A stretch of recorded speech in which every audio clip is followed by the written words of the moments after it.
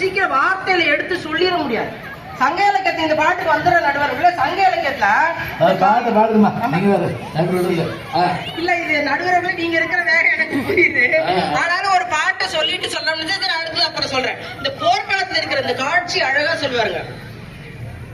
பாய்மொழிந்த வார்த்தையாவும் காற்றில் போனால் நியாயமா, பாய் விரித்து பாவை பார்க்கும் காதல் இன்பம் வாய்க்குமா, வாழ் பிடித்து நின்றால் கூட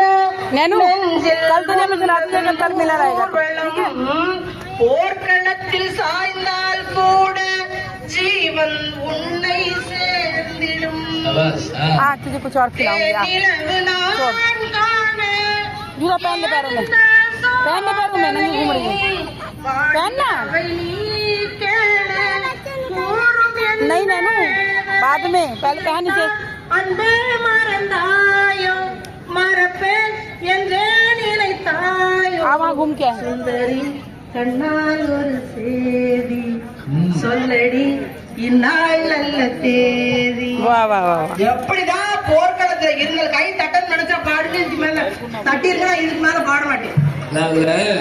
இந்த பாட்டை ஏன் தேர்ந்தெடுத்தேன்னு இசைக்கு எனக்கு சொன்னார் தெரியுங்களா? இது பாலி இருந்த பாட்டு. நான் உன்னை நீங்க மாட்டேன், நீங்கினால் தூங்க மாட்டேன். இந்த ஒரு வார்த்தை போதும்.